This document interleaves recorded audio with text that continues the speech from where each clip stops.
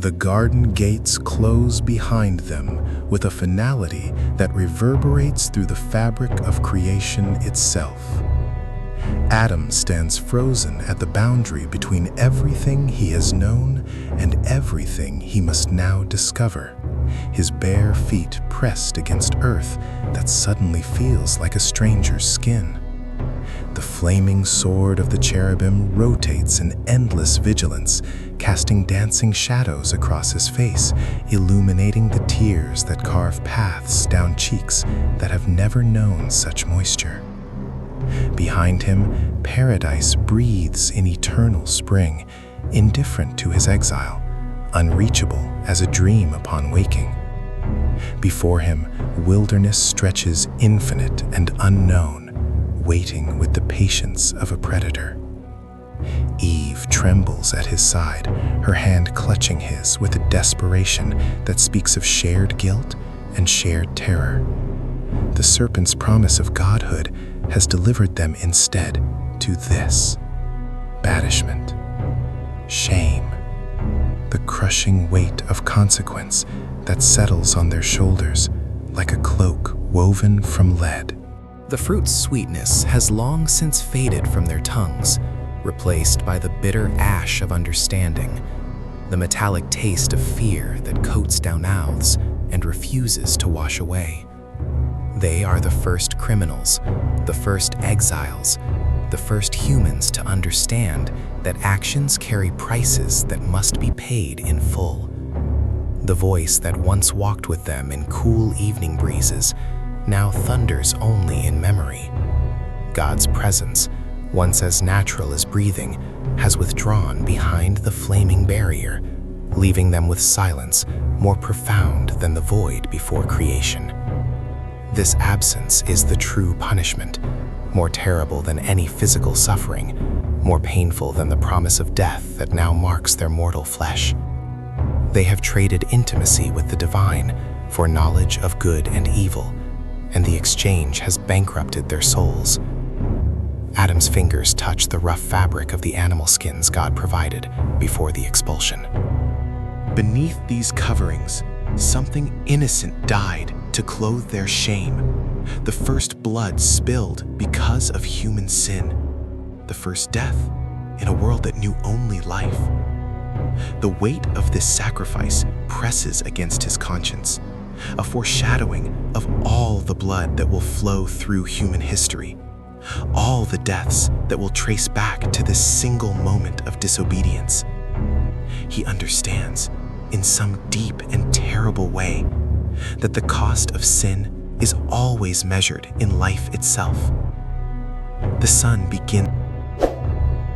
Before we start, I need your help. Subscribe to this channel so we can keep bringing these hidden truths to light. The ground beneath Adam's feet resists him like an adversary. Where once he walked on grass that seemed to rise up to meet his steps, now he stumbles across earth that has turned hostile, unforgiving, deliberately obstinate to his presence. Each step away from Eden feels like wading through water that grows deeper with every movement, dragging him down into a reality he cannot escape and can barely comprehend. The curse spoken over the ground manifests in ways both physical and spiritual, as if the planet itself mourns the broken relationship between creator and created. Thorns emerge from soil where none existed before, pushing through dirt with malicious intent, their sharp points catching at his ankles and drawing blood that stains the dust red. These are not the gentle plants of the garden, but twisted vegetation that seems designed specifically to inflict pain, to remind him with every laceration that paradise has been forfeited.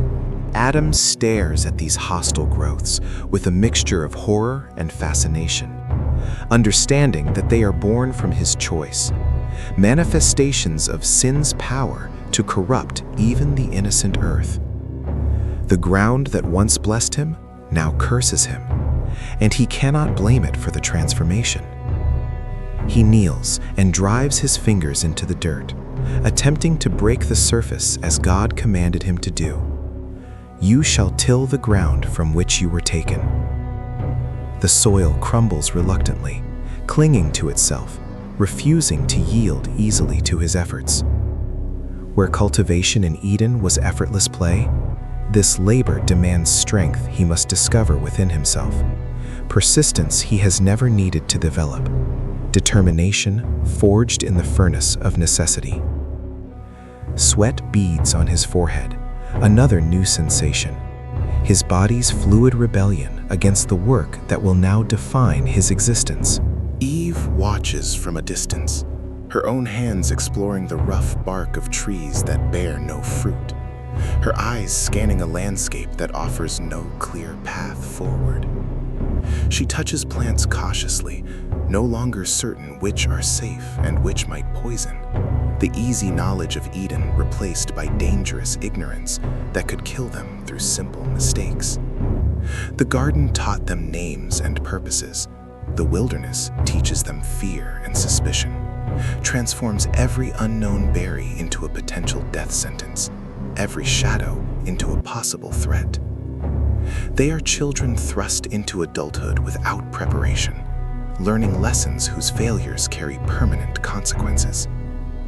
As the sun climbs higher, heat becomes another enemy, beating down on unprotected heads with an intensity Eden's canopy never permitted.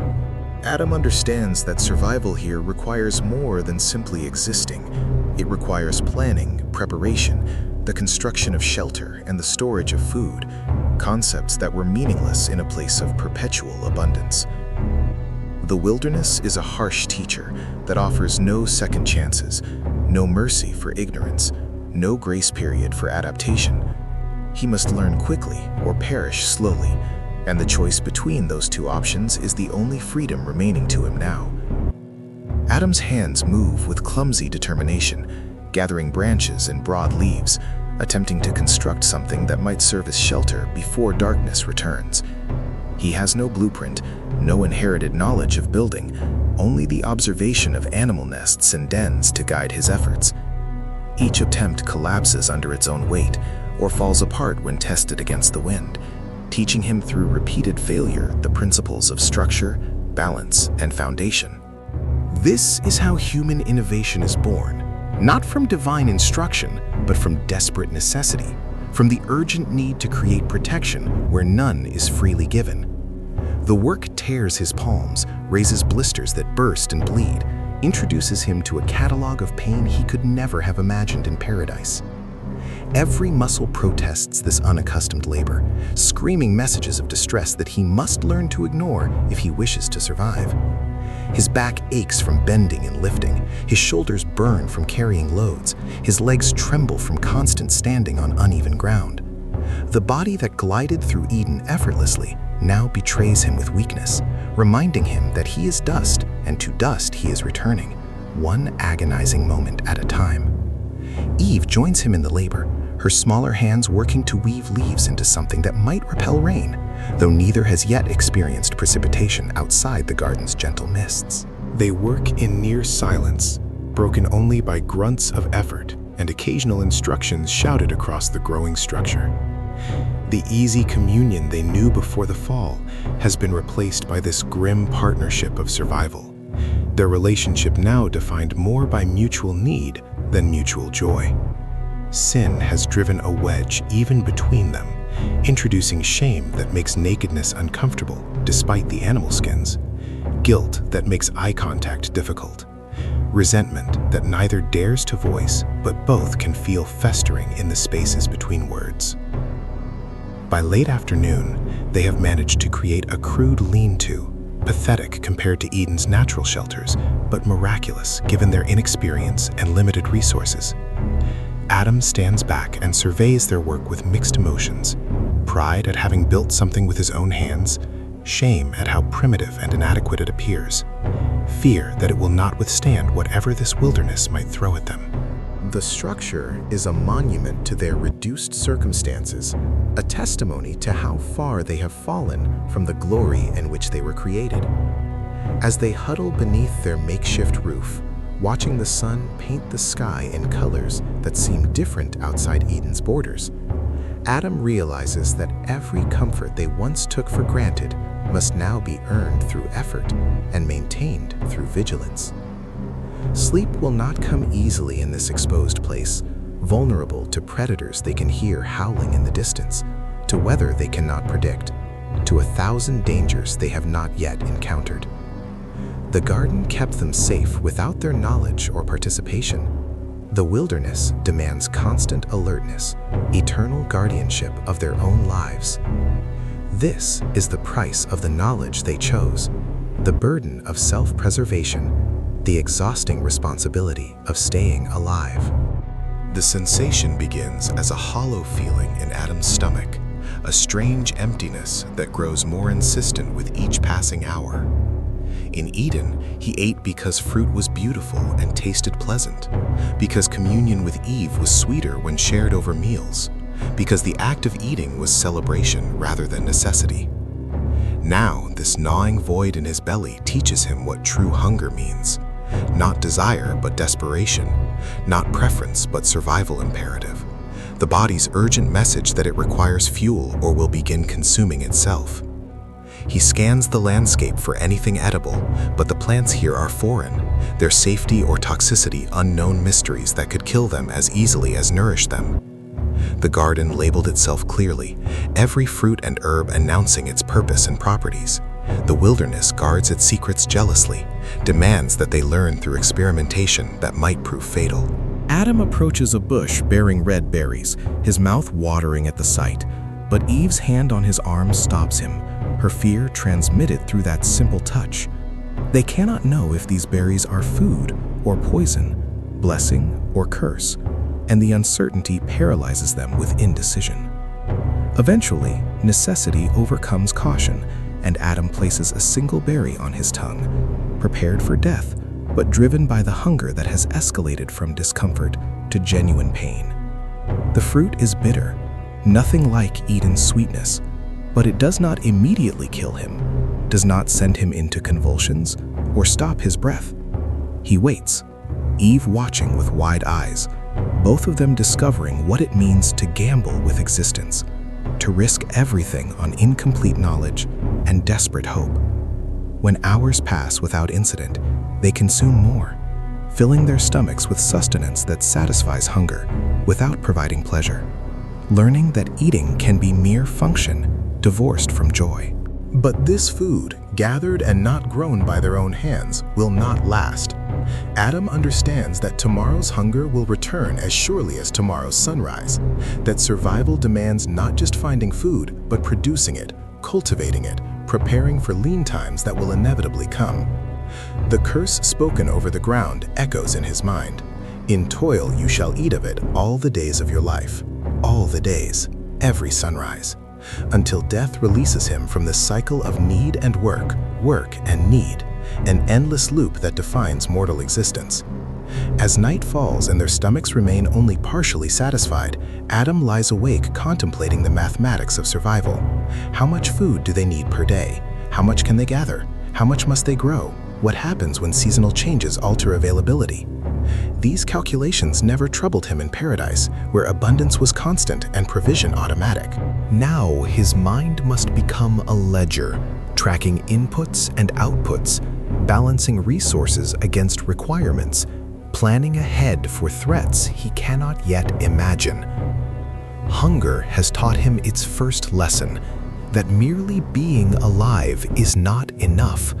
One must actively maintain life, defend it against entropy, fight daily for the privilege of drawing another breath. Eden haunts Adam's thoughts like a ghost that refuses to be exorcised. At random moments throughout the day, his mind will conjure images of the garden with such vivid clarity that he gasps at the beauty and the loss simultaneously. He remembers the exact taste of fruits whose names he can still recite, the precise temperature of springs that bubbled up from grounds that never knew drought, the particular quality of light that filtered through canopies designed by divine aesthetic. These memories are treasures and torments alike, precious because they preserve what was perfect, agonizing because they highlight how diminished his current existence has become. Eve suffers similarly. though she carries the additional burden of being the one who first reached for the forbidden fruit, the one whose conversation with the serpent initiated the cascade of catastrophe. Sometimes Adam catches her staring eastward toward where Eden lies guarded by the flaming sword, her face contorted with longing so intense it borders on physical pain. She weeps often, her tears carrying the salt of regret that cannot be swallowed, grief that cannot be comforted, shame that cannot be absolved. He wants to blame her, feels the anger rising in his chest when hunger bites or thorns pierce. But he knows his own guilt is equal, his own choice just as deliberate. The worst moments come in the liminal space between waking and sleep, when his drowsy mind forgets the exile and believes for one precious second that he is still in paradise. Then, consciousness returns like a hammer blow, reality crashing down with crushing weight, the cold ground beneath him and the rough shelter above him proclaiming the truth he cannot escape. Home is lost, innocence is gone. The past is a foreign country to which his visa has been permanently revoked. These morning realizations break him repeatedly, each dawn requiring him to grieve the loss anew, to accept again what his heart refuses to accept. Yet Adam begins to understand something subtle and terrible about memory. It is both curse and compass, wound and map. The pain of remembering Eden keeps alive the knowledge of what humanity was meant to be, what was lost, what might someday be restored. If he forgets paradise, he forgets the standard against which all earthly existence must be measured, loses the vision of what righteousness looked like when it walked in flesh, surrenders the hope that this fallen state is not humanity's ultimate destiny. The memory hurts because it matters, because it preserves truth in a world increasingly dominated by lies and compromises. As he works the stubborn soil, coaxing reluctant crops from cursed ground, Adam allows the memory of Eden to fuel his labor rather than paralyze it. He cannot return to the garden, but perhaps he can create something here that echoes its principles. Cultivation instead of chaos, order instead of wilderness, provision instead of scarcity. The task is impossible. The gap between Eden and earth is infinite. But the attempt itself is an act of faith, a declaration that he will not surrender completely to the curse, will not allow the fall to have the final word. Memory, painful as it is, becomes his resistance, his refusal to forget that once, even if only briefly, humanity dwelt in perfection and walked with God in the cool of the day. The absence of God's voice is a presence unto itself, a deafening silence that fills every moment of Adam's waking consciousness. In Eden, divine communication was as natural as breathing, God's words flowing into his understanding without mediation or effort, a constant stream of wisdom, affirmation, and fellowship. Now, the heavens are brass. The air carries no whispers from beyond, and Adam's prayers seem to fall to the ground at his feet rather than ascending to any throne. This is exile in its purest form, not distance measured in miles, but separation measured in the space between a cry and its answer. He speaks to God anyway, desperate monologues launched into empty sky, confessions of guilt that receive no absolution, pleas for mercy that generate no response. Sometimes he shouts, rage and grief combining in primal howls that echo across the wilderness and return to him unchanged, unredeemed by any divine reply. Other times he whispers, hoping that perhaps God prefers subtlety now, that volume was the problem, that if he could just find the right words or the right tone, the conversation might resume. But the silence persists, implacable and absolute, teaching him that access to God is not his to command, that intimacy lost through disobedience cannot be restored through manipulation or bargaining. Eve tries to comfort him. tells him that God's silence does not necessarily mean God's absence, that perhaps the divine still watches even if he no longer speaks. But her words feel hollow, even as she utters them. Desperate wishes dressed up as theology, hope masquerading as certainty. They both know the truth. Something fundamental has broken. Some relational pathway has been severed by sin, and all the wanting in the world cannot repair what deliberate rebellion has destroyed. They are like children who betrayed a father's trust and now find themselves unable to approach him, unsure if reconciliation is even possible, terrified that the distance might be permanent. Yet Adam notices something subtle in the silence, a quality that prevents it from being mere emptiness. The world itself seems to carry echoes of the Creator, as if God has withdrawn his voice but not his presence, as if the creation continues to testify even when the Creator refuses to speak directly. Sunrises still paint the sky with beauty that serves no survival purpose, only aesthetic pleasure. Seeds still contain within themselves the miraculous potential to become plants. Eve's face still reflects an image that originated in divine imagination. These things whisper what the silence will not say aloud, that God has not utterly abandoned his creation, has not completely removed his hand from the clay he shaped. As weeks pass and the silence continues, Adam begins to understand that this might be its own form of mercy, that perhaps he and Eve need time to reckon with what they have done before they can stand in God's presence again. The silence creates space for reflection, forces them to confront their choices without the comfort of immediate divine intervention, teaches them that actions have consequences that cannot be instantly erased through repentance alone. It is a hard education, this school of divine absence, but Adam senses that something is being forged in him through the suffering, some capacity for faithfulness that can only develop when faith is stripped of certainty and reward. He learns to believe not because God speaks, but because the alternative, that existence is meaningless chaos, is unthinkable. Months have passed since exile, when Adam sees the first green shoots emerging from soil he planted with his own bleeding hands.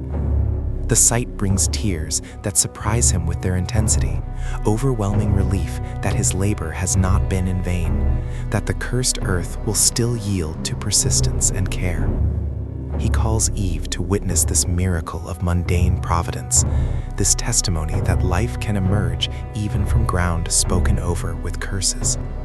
Together they kneel beside the tender plants, touching the fragile leaves with the reverence usually reserved for sacred objects, understanding that these shoots represent more than food. They represent hope, the possibility of continuation, the chance that humanity might actually survive this exile. But the joy is tempered by the knowledge of how much work remains before these plants become edible. How many things could still go wrong between sprout and harvest? Drought could wither them, pests could devour them, disease could rot them from within, and all his effort would result in nothing but more hunger, more desperation, more proof of the earth's resistance to human cultivation. Adam becomes obsessive in his attention, checking the plants multiple times daily, defending them against every threat he can identify, his entire existence narrowing to the singular focus of shepherding these fragile lives to maturity.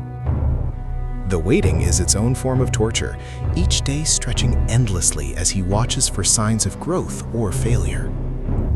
Eve learns to gather wild foods to supplement their diet while the crops develop, becoming expert at identifying which plants are safe and which are poison, which roots can be eaten and which will bring death. She teaches Adam what she discovers, building between them a shared knowledge base that neither possessed individually, their partnership evolving beyond romance into a survival pact bound by mutual dependence. They are becoming something new, not just man and woman, but hunter and gatherer, planter and forager, a complementary pair whose different skills combine to create something greater than either could achieve alone. The day of harvest arrives like a festival, though there are no crowds to celebrate with them, no community to share their abundance. Adam cuts the first mature grain with a sharp stone, his hands trembling with emotion that he cannot fully articulate. Gratitude and exhaustion and pride all mingling into something that feels almost like worship. He holds the grain up to the sky, offering it silently to a God who does not speak, but who has nevertheless allowed this harvest to occur, who has not made the curse so complete that survival becomes impossible. The offering receives no verbal response, but the simple fact of the harvest seems response enough. Permission to continue. Tacit approval to keep living, keep trying, keep hoping. They eat sparingly that night, knowing they must save seed for next year's planting, learning the discipline of delayed gratification that paradise never required. The food they consume tastes different from Eden's fruit, less sweet but more satisfying, earned through effort in a way that makes it precious beyond mere flavor. Adam realizes that in some strange way, this simple meal carries a dignity that Eden's abundance lacked, that there is honor in bread won by sweat, value in sustenance purchased with suffering. The curse has not been lifted, but they have learned to wrest blessing from it, to force life from death, to create small victories inside the larger defeat. This, he thinks, might be what it means to be human now. Not living in paradise, but learning to cultivate gardens in the wilderness, one stubborn harvest at a time.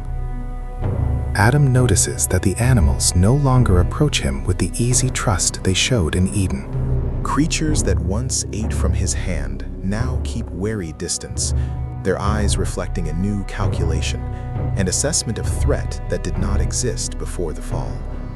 The harmony between human and beast has fractured, replaced by mutual suspicion, a recognition that the covenant of peace that governed Eden does not extend beyond its borders. Even domesticated species show hesitance, as if they remember in some deep instinctual way that this man brought curse upon all creation, that his sin corrupted more than just human existence. He tries to call them with the names he assigned in paradise, hoping that language might bridge the new distance, that the authority God granted him over creatures might still hold sway. Some respond, curiosity overcoming caution, but the relationship has fundamentally changed. They no longer see him as benevolent ruler, but as potential predator, another threat in a world that has become hostile to all living things.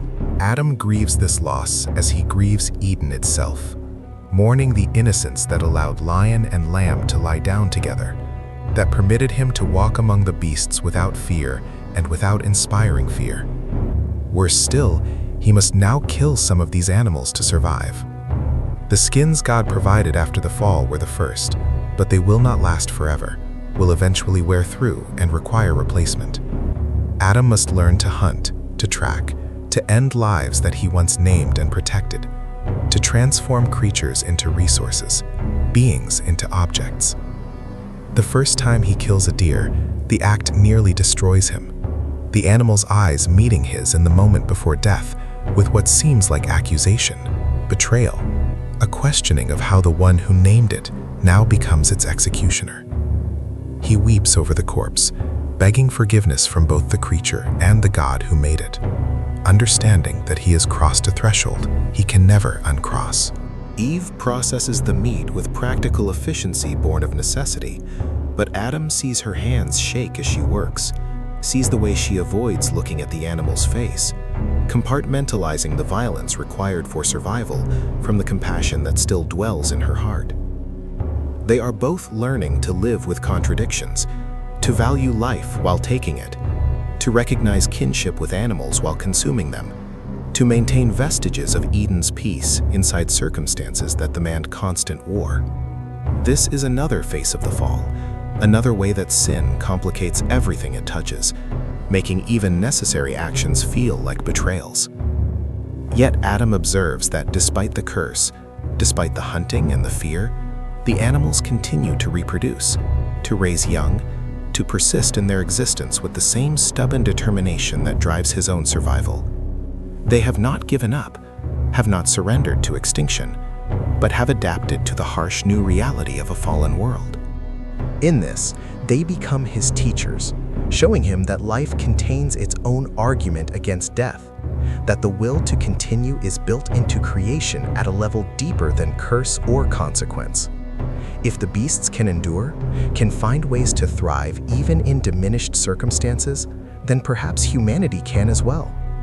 The animals that remember Eden but live outside it become strange mirrors, reflecting back to Adam his own predicament and his own possibility. Eve's body begins to change in ways that terrify and intrigue them both. Her belly swells, her shape transforming into something foreign and familiar simultaneously.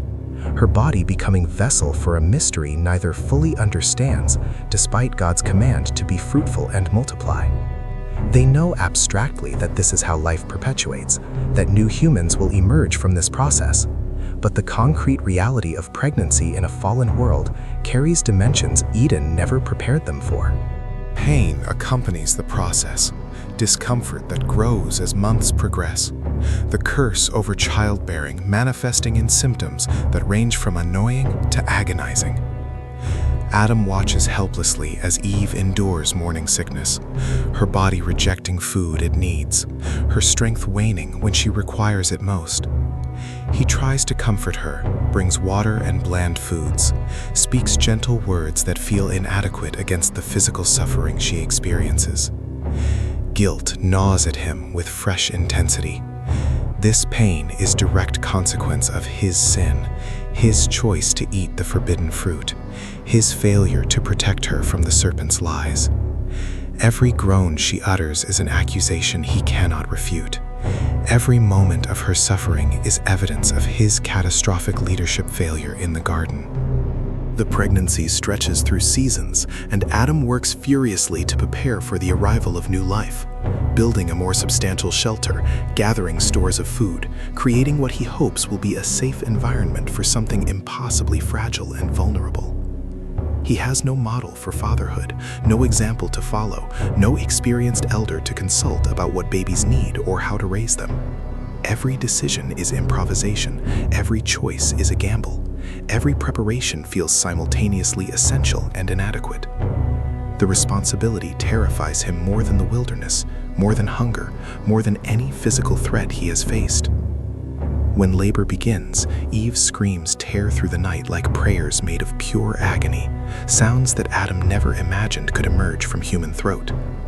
He holds her hand, useless and desperate, while she battles through contractions that seem designed to destroy her, pain that makes all previous suffering look trivial by comparison. Hours stretch into infinity, and Adam finds himself bargaining with the silent God, offering anything, everything, if only Eve and the child might survive this ordeal. The curse over childbearing reveals itself not as metaphor, but as brutal physical reality. Sin's cost measured in blood and sweat and tears that soak the ground beneath them. Then, impossibly, a cry splits the darkness. Not Eve's voice, but a new one, fresh and sharp and gloriously alive. Adam stares at the red, wrinkled creature in Eve's arms, overwhelmed by emotions he has no names for. Terror and wonder and fierce protective love all colliding in his chest. This is Cain, their firstborn, the first human born outside Eden, proof that life continues even in exile, that humanity's story has not ended with their expulsion. Eve weeps as she holds him, her pain forgotten in the miracle of this new existence, and whispers words that contain both hope and tragedy. I have gotten a man with the help of the Lord. The divine may be silent, but he has not prevented life from emerging. In this bloody, screaming arrival, Adam sees the first glimmer of redemption's distant possibility, the faint promise that what was broken might someday, somehow, be restored. The child grows, and with his growth comes responsibilities Adam never anticipated. Cain must be taught everything: how to speak, how to walk, how to understand the world and his place within it. But more crucially, he must be taught about God, about Eden, about the sin that cost humanity paradise, about the hope that keeps his parents surviving despite everything. Adam struggles with how to explain these concepts to young mind, how to convey the weight of theological truth to someone who knows only the fallen world, who has no memory of what was lost to compare against what is. Adam tells Cain stories of the garden, describes trees laden with fruit that never needed cultivation, rivers that flowed with crystalline purity, animals that approached without fear. He speaks of walking with God in the cool of evening, of conversations with the divine that required no faith because they occurred in unmediated presence. Cain listens with the rapt attention children give to fairy tales, his eyes wide with wonder at descriptions of a place he will never see, a state of existence he can never experience. Adam sees the boy processing these stories as myths, beautiful impossibilities rather than historical realities, and grieves that his son will never fully understand what was lost. But teaching Cain about paradise requires explaining why they no longer live there, and this forces Adam to confess his own failure, to tell his son that the exile is his fault, that the hardship they endure daily is consequence of a choice Adam made before Cain existed. The boy struggles to grasp the concepts of sin and consequence, asks questions that cut to the heart of theodicy with the innocent precision of childhood. If God loved you, why did he kick you out? If you were sorry, why didn't he let you back in? If the fruit was so bad, why did he put it in the garden? Adam has no satisfying answers, only the brutal truth that choices have costs and that love does not negate justice. More troubling is teaching Cain about sacrifice, about the blood offerings that Adam has instituted as worship practice, remembering the animals God slaughtered to provide their first clothing. Adam explains that sin requires death, that blood must be shed to acknowledge guilt and seek atonement, that the smoke rising from their altar is prayer made visible, hope made tangible. Cain watches with disturbing fascination as his father kills a lamb, the boy's eyes tracking the knife's movement, the blood's flow, the animal's transition from living being to smoking offering. Adam wonders what lessons are actually being learned here, whether he is passing down faith or trauma, worship or violence. When second son Abel arrives, the dynamics shift and complicate. Cain must now share parental attention, resources, space, all things that are already scarce in their exile existence. Adam tries to love both boys equally, to give each what they need, but he notices differences emerging early. Abel seems gentle, contemplative, drawn to the animals in ways that remind Adam of Eden's harmony. Cain proves intense, driven, quick to anger when things do not go his way, wrestling with the ground just as his father does, frustrated by the earth's resistance to his will. Adam tells himself, these are just personality differences, temporary childhood traits that will smooth with maturity. He does not yet see the seeds of tragedy taking root, does not recognize that teaching children about sin and sacrifice will have consequences he cannot control or predict. The day comes when Adam instructs his sons to bring offerings to the Lord, to participate in the worship rituals he has established as bridge across the silence between heaven and earth. Cain, who works the ground, brings fruit of his labor, grain and vegetables, produce of the cursed soil that he has wrestled into submission through sweat and persistence. Abel, who keeps flocks, brings a firstborn lamb, fat and perfect, the best of what he tends, life offered back to the life-giver. Both brothers arrange their offerings on makeshift altars, awaiting some sign that their worship has been accepted, that God acknowledges their devotion.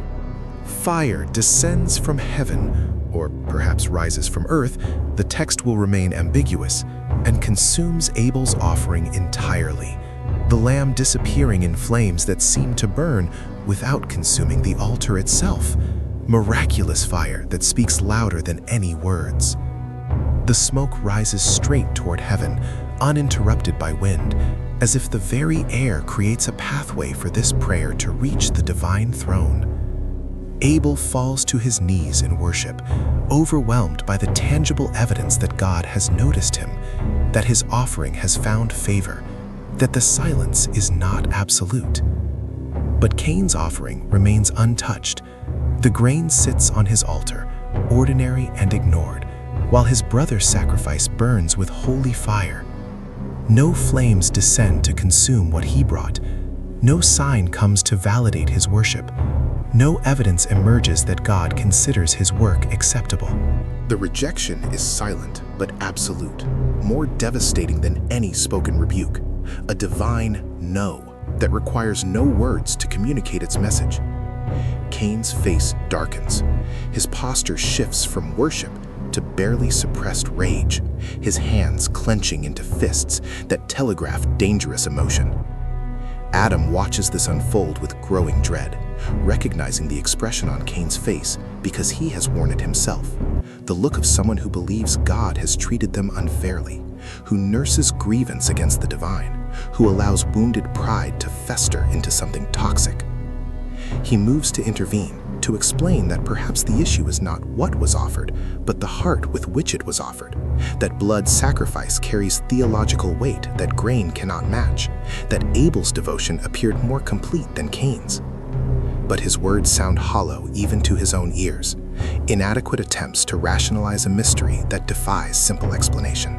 God himself speaks to Cain, the first time any of them have heard the divine voice since exile, with words that carry both warning and promise.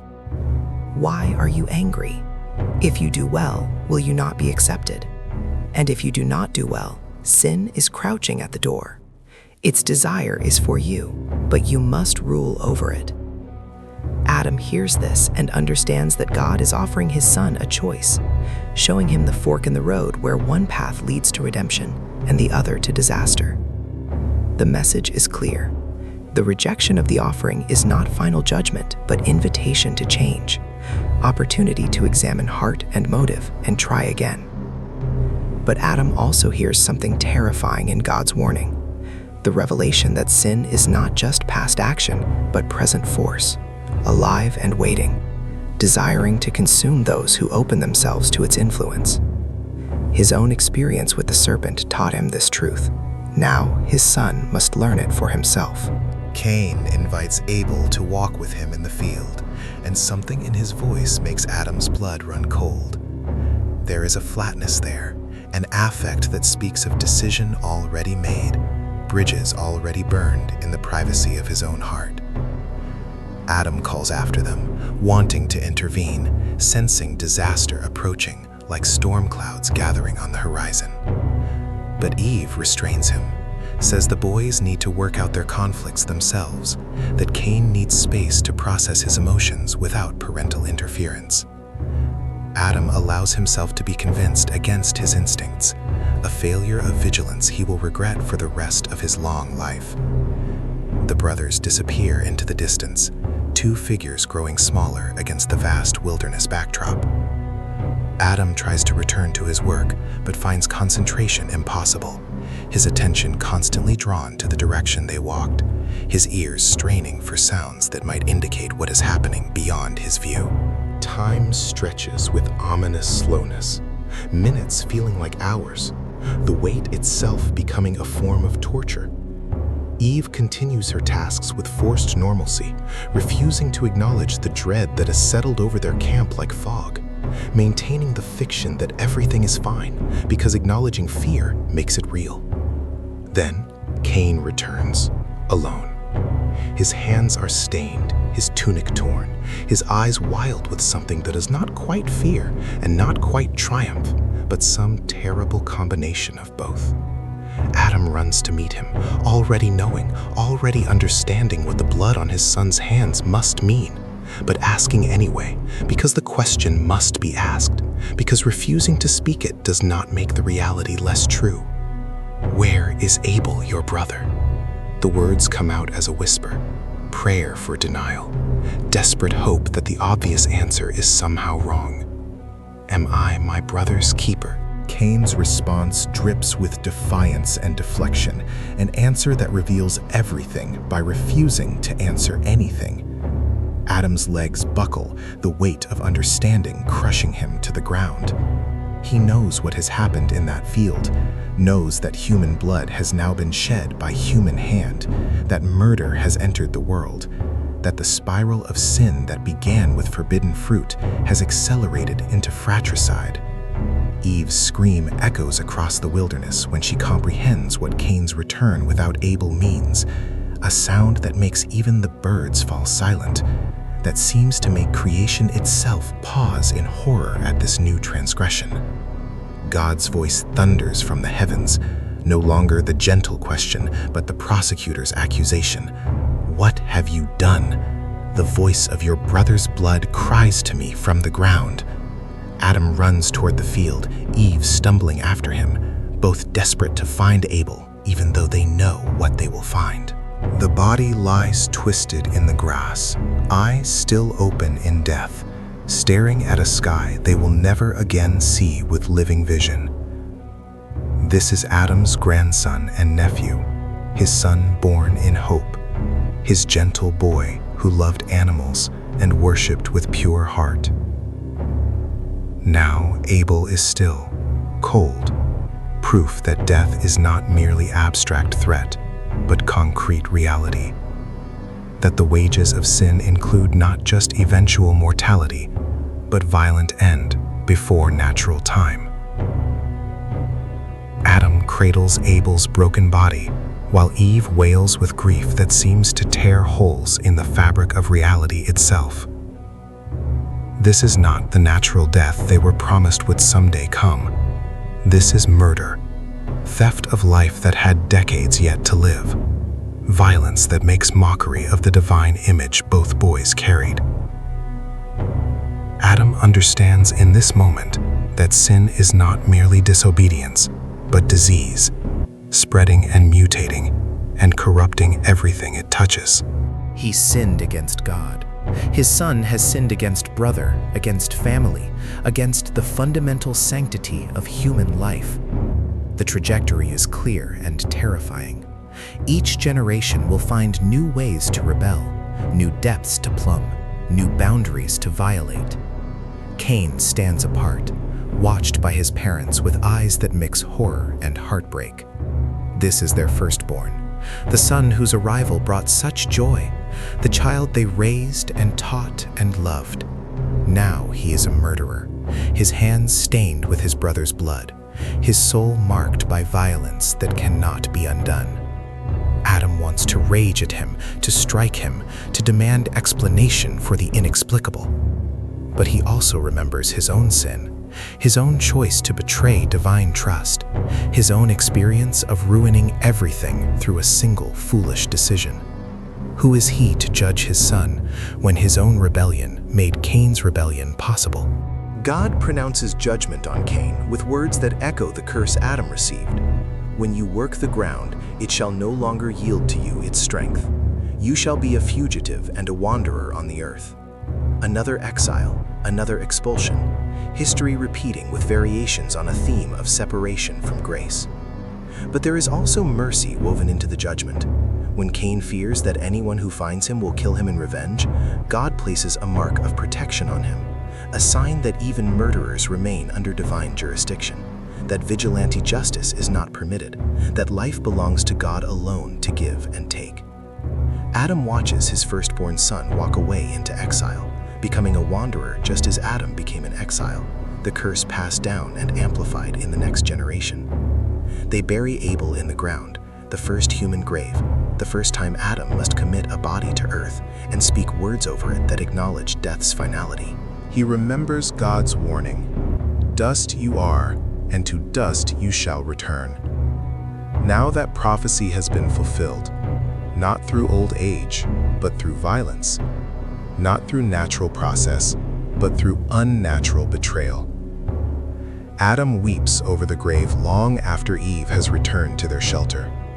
Weeps for Abel, certainly, but also for Cain, for innocence lost, for the future that stretches ahead with the guarantee of more death, more graves, more farewells to people he will love and lose. The ground that accepted Abel's blood, now accepts Abel's body. And Adam understands that the earth itself has become a tomb. That from this point forward, all human existence occurs in a graveyard. Days pass in numb horror, neither parent able to eat or sleep properly, both replaying events to identify where they could have intervened, what they could have done differently, how this catastrophe might have been prevented. Adam tortures himself with the memory of restraining his instinct to follow the boys into the field, with the knowledge that if he had trusted his dread and intervened, Abel might still live. Eve withdraws into silence, punctuated by sudden outbursts of weeping, her body rocking in rhythms of grief that need no audience, that continue whether anyone watches or not. They have learned another terrible lesson of the fall, that love guarantees suffering, that opening your heart to others creates vulnerability to devastating loss, that the more deeply you care, the more completely you can be destroyed. Time passes with the slow weight of lead, days and months and years blurring into continuity of grief that never quite heals, but eventually scabs over enough to permit basic function. Adam and Eve continue living because stopping is not an option, because survival demands motion, even when motion feels meaningless, because they are still human, and humans persist with stubborn refusal to surrender, even when surrendering seems rational. They work, they eat, they sleep, they age. But joy has become a foreign concept. Happiness, a memory from before the field, before the blood, before the moment Cain's jealousy curdled into violence. Then Eve conceives again, her body once more swelling with the possibility of new life, and Adam finds himself terrified in ways he was not with the first pregnancies. He cannot bear the thought of loving another child only to lose them, of opening his heart to someone who might betray or be betrayed, of repeating the cycle of hope and devastation that Cain and Abel represented. He considers asking Eve not to go through with it, considers suggesting that perhaps humanity should end with them, that perhaps they have no right to bring more souls into this cursed existence. But he says nothing, because he knows the choice is not his alone, because life continues whether he approves or not, because God's command to be fruitful and multiply was never rescinded, despite everything. The labor is difficult. Eve is older now, her body less resilient than it was with Cain, the years of exile having taken their toll on flesh that was designed for immortality, but forced to adapt to mortality. Adam fears he will lose both wife and child, that this pregnancy will take from him the last connection to Eden, the last person who remembers what he remembers, who shares his burden of knowledge and guilt. But Eve survives, and from her pain emerges a boy who cries with startling vigor, who seems determined to announce his arrival to all creation, who carries in his voice a quality that Adam has not heard since before the murder, something like hope. They name him Seth, meaning appointed or granted, and Eve declares with unexpected fervor, "God has appointed for me another offspring instead of Abel, whom Cain killed." In this statement, Adam hears something shifting, some subtle movement in the spiritual realm that has been frozen since the murder. Seth is not replacement. No one could replace Abel, but he is continuation, proof that the story goes on, that one tragedy does not have to be the final word. Adam holds the infant with trembling hands, this third son, this unexpected gift, and allows himself to feel something dangerous. Not happiness exactly, but its distant cousin, something that might in time grow into contentment. As Seth grows, Adam notices fundamental differences from his older brothers. Where Cain was intense and Abel gentle, Seth seems balanced, grounded, possessed of wisdom that seems too mature for his years. The boy asks questions about God with genuine curiosity rather than skepticism, wants to understand righteousness not to debate it but to embody it, shows compassion that feels instinctive rather than taught. Adam begins to teach Seth everything, about Eden, about the fall, about his brothers and their tragic end, about the promises God made and the hope that persists despite all evidence to the contrary. In Seth, Adam sees a possibility he had abandoned after Cain's exile, that perhaps the human story is not inevitably downward, that perhaps grace can interrupt the trajectory of sin, that perhaps God's plan accounts for human failure and continues anyway. Seth grows to manhood and takes a wife, one of his many sisters, born in the long years between the narrative moments, part of the multiplication of humanity that occurs off-stage. They have children, and those children have children, and suddenly Adam finds himself grandfather and great-grandfather, patriarch of a growing clan that spreads across the landscape like seeds scattered by wind. He watches with mixed emotions as humanity multiplies, fulfilling the command to fill the earth, but also replicating all the problems he and Eve introduced into existence. Each generation carries forward the image of God, but also the stain of sin, the capacity for both creation and destruction. Seth's line is different from Cain's, though Adam receives reports of his firstborn's descendants through travelers and distant messages. The Cainites build cities, forge metal, create instruments and arts, developing civilization through innovation and ambition. They are makers and builders, transforming the wilderness through human will and ingenuity, refusing to accept exile as limitation. But the reports also speak of violence increasing among them, of Lamech's boast about killing a man for wounding him, of pride growing alongside progress, technology advancing while morality regresses. Adam recognizes the pattern. His descendants are brilliant and dangerous, creative and destructive, made in God's image, but marred by sin's distortion. Seth's line, by contrast, develops differently. Genesis records this simply. At that time, people began to call upon the name of the Lord. While the Cainites build towers, the Sethites build altars. While one line pursues earthly mastery, the other line pursues divine relationship. Adam watches his descendants divide into these two trajectories and understands that the choice he faced in Eden continues to echo through generations, that every human must decide whether to seek God or flee from him, whether to acknowledge the divine or attempt autonomy. The curse has not been lifted, but within its boundaries, freedom still exists to choose orientation of heart. Adam teaches the Sethite line everything he remembers about Eden, about walking with God, about the promises spoken in the garden regarding the serpent's ultimate defeat.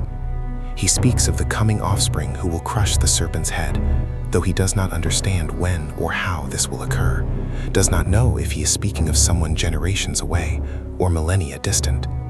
The promise sustains him anyway, gives shape to hope that would otherwise be formless, provides narrative structure to suffering that might otherwise feel meaningless. He has lived long enough now, centuries piling up like fallen leaves, to understand that God's timing is not human timing, that promises can remain true even when delayed beyond mortal patience. His body ages with excruciating slowness, the immortality designed into his Eden-born flesh reluctant to release its grip, even as mortality's curse takes gradual effect. Adam becomes living testimony to the before times, to what humanity was and what it lost, to the glory and the tragedy that mark human origins. His face becomes map of sorrow, each line a story, each scar a lesson, each gray hair a year survived in exile from paradise. Young people in his growing family treat him with reverence mixed with incomprehension. They honor him as first father, but they cannot truly understand his grief for a place they never knew existed, his guilt for a choice that happened before they were born, his hope for a redemption none of them have seen evidence of. Adam becomes myth to his own descendants, his memories transforming into legends, his experiences into theology, his life into foundation story for the entire human race. Adam knows his death approaches with the certainty of changing seasons. His body, which once moved through Eden with effortless grace, now betrays him with constant aches, with joints that protest movement, with breath that comes labored and painful. He has lived 930 years according to the count he has maintained, marking time with obsessive precision, as if creating order from chaos through sheer force of record-keeping. Nearly a millennium of exile, of work, of watching children born and watching children die, of tending graves and planting crops and building altars to a God who answered once, but has mostly remained silent since. He calls his descendants together for final words, the Sethite line gathering to hear the first father speak one last time. They come from scattered settlements, leaving their flocks and fields, bringing their own children to witness this moment, when the last link to Eden will break, when humanity will lose its only eyewitness to paradise. Adam looks at the faces surrounding him, so many faces, descendants he stopped being able to name individually generations ago, and sees his own features reflected and refracted through countless combinations, the divine image propagating endlessly despite sin's distortions. They are beautiful and broken, glorious and fallen, each one carrying within themselves the capacity for both Eden and exile, both righteousness and rebellion. His voice, weakened by age, but still carrying the authority of lived experience, speaks the truths he has spent 9 centuries learning. He tells them about Eden one final time, describes it with the precision of someone who has replayed these memories 10,000 times, who has worn paths in his mind revisiting the garden's every detail. He speaks of God's presence, of communion without mediation, of what humanity was created to be and what was lost through disobedience. He does not minimize his sin or excuse his choice, takes full responsibility for the curse they all live under, the exile they all share, though only he remembers the paradise they were exiled from. But his final message is not despair, but hope, not guilt, but grace, not ending, but promise. He reminds them of the words spoken to the serpent, "He shall bruise your head, and you shall bruise his heel." Adam has lived long enough to understand that this prophecy reaches beyond his lifetime, extends into a future he will not see, but believes in anyway. Somewhere in his lineage, perhaps already born, or perhaps generations yet to come, will emerge the one who reverses the curse, who defeats the serpent, who opens the way back to God that sin had closed.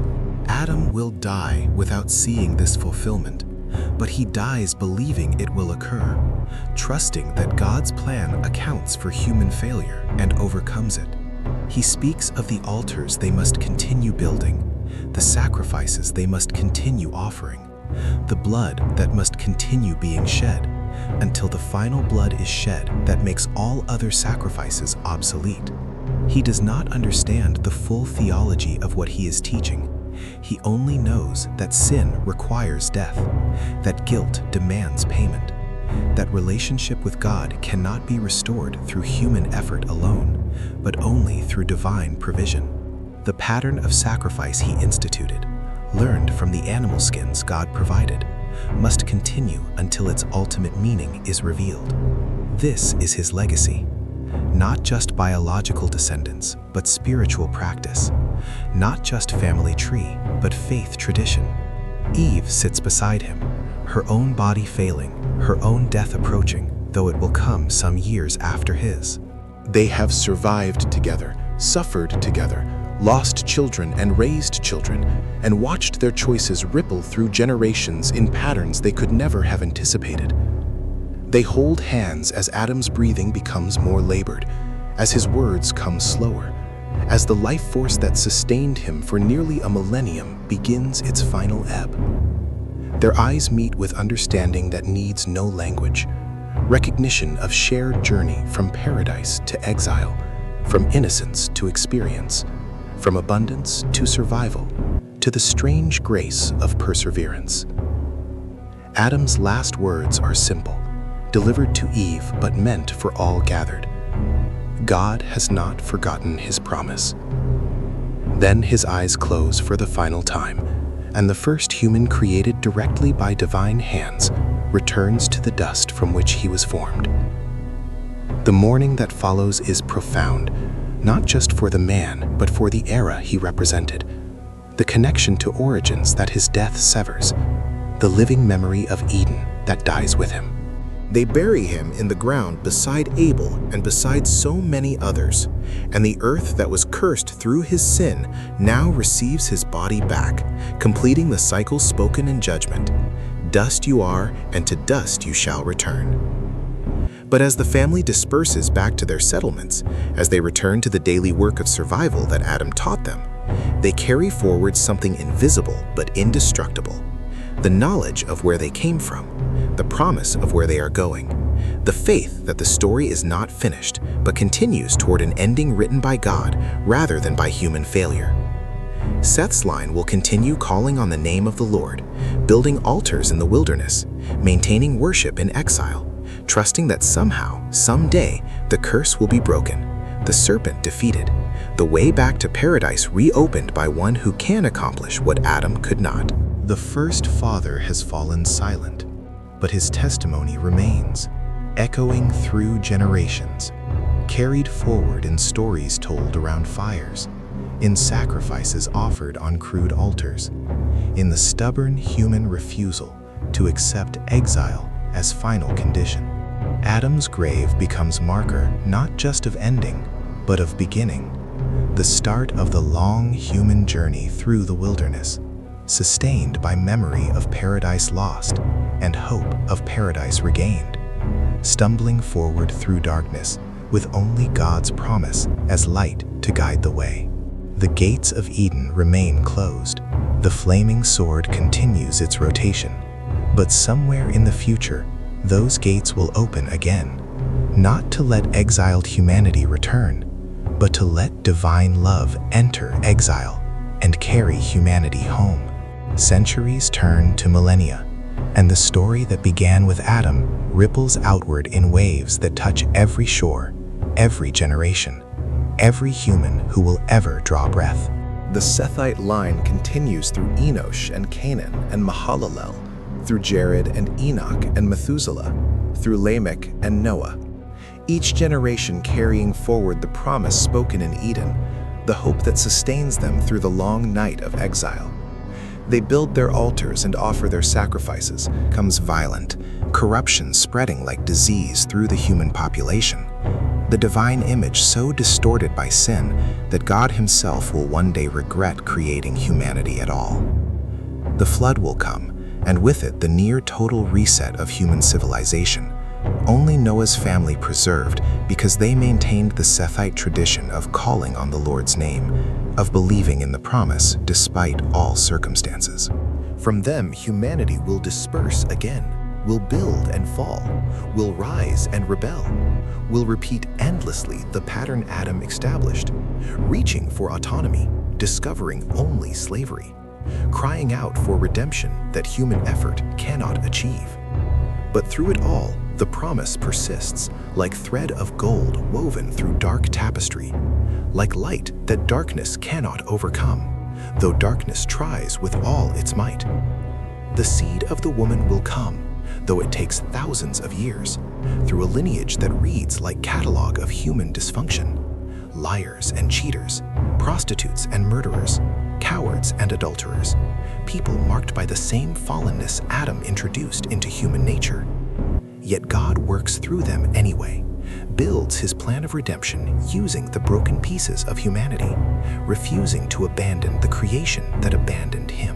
When that promised one finally arrives, he will walk the same cursed earth Adam walked, will feel thorns press into his flesh as they pressed into Adam's, will know hunger and thirst and exhaustion and pain.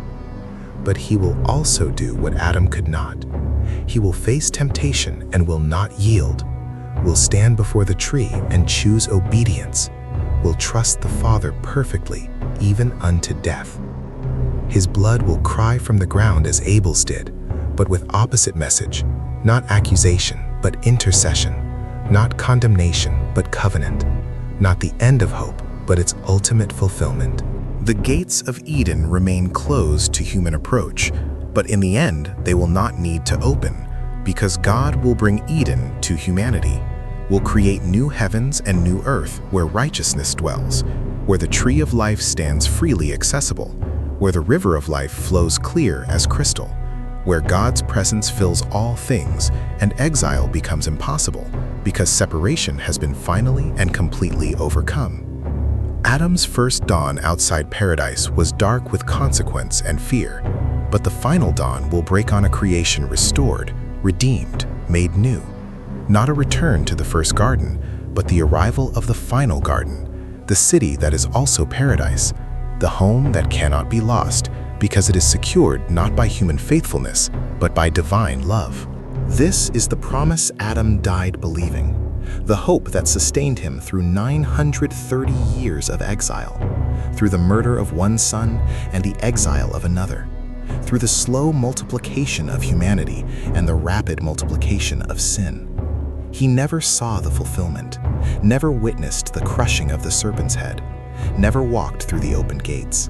But he believed anyway, trusted anyway, hoped anyway, passing forward to every generation the conviction that the story is not over, that the fall is not final, that God has not forgotten his promise.